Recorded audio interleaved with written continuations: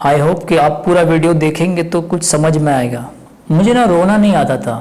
Acting में रोना कैसे है, फेक तो लोग रोते हैं लेकिन समझ में नहीं आ रहा था कि कैसे रोऊं मैं ये सोच रहा था कि यार सिर्फ फेस बनाया और थोड़ा आवाज़ निकाला, उसे लगता था कि मैं रो रहा हूँ। लेकिन बाद में जब मैंने सोचा कि अगर कोई घटना घटी है कहीं पर तो अगर उसमें मुझे रोना है तो कैसे रोऊंगा। जैसे रिप्लेसमेंट टेक्निक कहते हैं कि आपके पास्ट में जब जो आपके साथ हुआ होता है उसमें कैसे करेंगे। मैंने ये सोचा कि मेरे साथ ऐसी घटना घटी है कि जिसमें शायद हम रोए होंगे। फिर मैंने वो याद किया और मैं रोया। रोने के लिए कई टेक्निक्स है। एक तो ये है कि आप मिरर के सामने खड़े होके ये बोले कि मुझे रोना आ रहा है, मुझे रोना आ रहा है, मुझे रोना आ रहा है, मुझे रोना आ रहा है, मुझे रोना आ रहा है। आप इस तरह करते हैं। एक टेक्निक ये है कि आप अपने पास्ट की चीज़ों को याद करके उसको याद करके रोते हैं। आप कुछ ऐसा हुआ है आपके पास्ट में आपके साथ के वो बहुत हर्ट करता है आपको। एक टेक्निक ये है कि आपको ऐसी चीज़ें इमेजिन करनी पड़ती है जैसे कि जो आपके करीब है वो मर गया, या सोचते कि मेरे साथ इतना बुरा हुआ, तो आप उस चीज़ को इमेजिन करते हो, कल्पना करते हो उस चीज़ की, तो आपको रोना आ सकता है। आपने कभी देखा जब हम अकेले में कभी कभार सोचते हैं तो बहुत चीज़ें सोचते हैं, कभी कभार सोच में चले जाते हैं और हम रो लेते हैं। रिलैक्सेशन, जिसे एक्टिंग में बोलते हैं, रिलैक्सेशन बहुत ज़रूरी है। अगर आराम से आप सोचते हैं किसी भी चीज़ के लिए, शायद वो चीज़ आपके लिए काम कर जाए।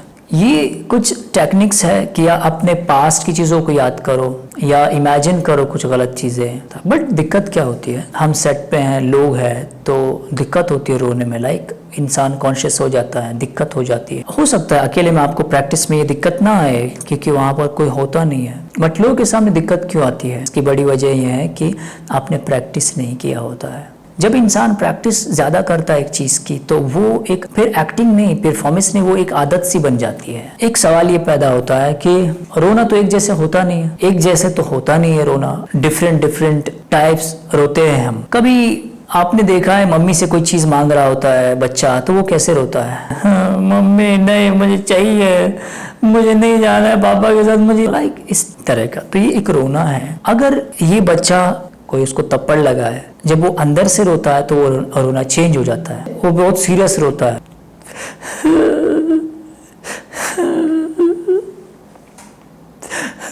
पापा ने मारा मुझे पापा ने मारा। ये रोना चेंज है। एक रोना है कि बहुत सीरियसली चिल्ला के रोते हो जोर से कि कोई बुरी चीज हुई है आपके साथ, है ना। शुरुआत में क्या करना है कि आपको फेस बनाना है, आवाज निकालनी है। अगर बिल्कुल आवाज नहीं निकल, लेकिन अकेले में तो आप प्रैक्टिस कर ही लेंगे। देखो लोगों के सामने थोड़ी प्रॉब्लम होती है, लेकिन अकेले में अगर आप चाहें तो आप प्रैक्टिस कर सकते हैं, आप आराम से रो सकते हो, कोई दिक्कत नहीं है। वो सारी चीजें आप में है जो हर इंसान में है, जो हर एक्टर में है, वो सब चीजें हैं आप में, पर आपको याद नहीं रहती है, आप दोहराना नहीं चाहते हो, आप वो तकलीफ नहीं उठाना चाहते हो, वो कष्ट नहीं करना चाहते हो आप। That is the problem. Practice में कष्ट नहीं उठाते कि अरे अभी तो लोग नहीं है तो मैं क्यों रोऊं, क्यों करो। So that is wrong thinking. मुझे भी रोना नहीं आता था शुरू में, रोने में दिक्कत होती थी, हंसने में भी दिक्कत होती थी। लाइक हंसते तो थे या रोते भी थे, लेकिन फेक रोते थे, और फेक रोने से फायदा नहीं होने वाला है, मैकेनिकल दिखने से फायदा नहीं होने वाला है जब तक आपको रियल में नहीं कर। कभी भी मैं ऐसी चीजें मैं सोच लेता था कि जिस पर मुझे रोना है। जब मैं सच में रो लेता था, एक काम करता था मैं कि मैं खुद को ऑब्जर्व करता था। अभी भी अगर मैं चाहूँ तो मैं रो सकता हूँ, दिखाता हूँ।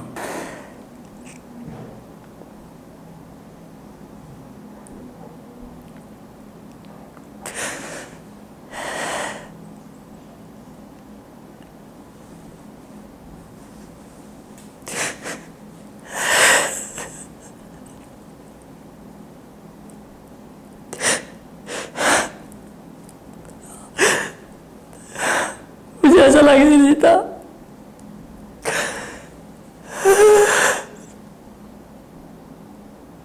यहाँ पे कंट्रोल भी होना जरूरी है। मैं सच में रो रहा था। यस, कई लोग रोते हैं तो फिर वो चले जाते हैं रोने, फिर वो रोने से उस सिचुएशन से निकल नहीं पाते हैं। बट आपको ऐसा नहीं करना है, आप एक्टर हैं। आपको आधे घंटे में रोना पड़ सकता है, आधे घंटे में आपको हंसना पड़ेगा। कंट्रोल करो अपने माइंड को। ये माइंड आपके हाथ में है और ये माइंड आपकी सारी पूरी बॉडी को कंट्रोल करती है। अगर आप माइंड को कंट्रोल करेंगे तो आपकी बॉडी, आपका फेस, ये सब कंट्रोल में आएगा। आपके सिर से लेके पाँव तक बॉडी है, बॉडी लैंग्वेज कहते हैं इसको। ये बहुत ज़्यादा इंपॉर्टेंट है। 50% से ज़्यादा इम्पॉर्टेंट है बॉडी। बाकी कुछ 30-37% आपका जो इमोशन है, फीलिंग्स है, मूड्स है, affect feelings, moods, affects, emotions. लोग स्क्रिप्ट पे ज़्यादा ध्यान देते हैं, शब्द इतने मायने नहीं रखते। ये पता होना चाहिए कि शब्द वो कुछ 5% ही ज़रूरी होंगे, क्योंकि एक शब्द आप किसी भी अंदाज में, किसी भी सुर में, किसी भी सिचुएशन में यूज़ कर सकते हो। शब्द एक होता है, जैसे आई लव यू है।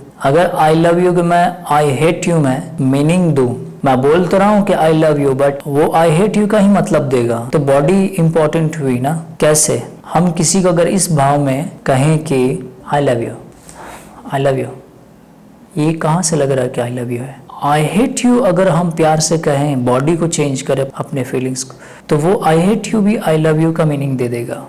आई hate you, I hate you.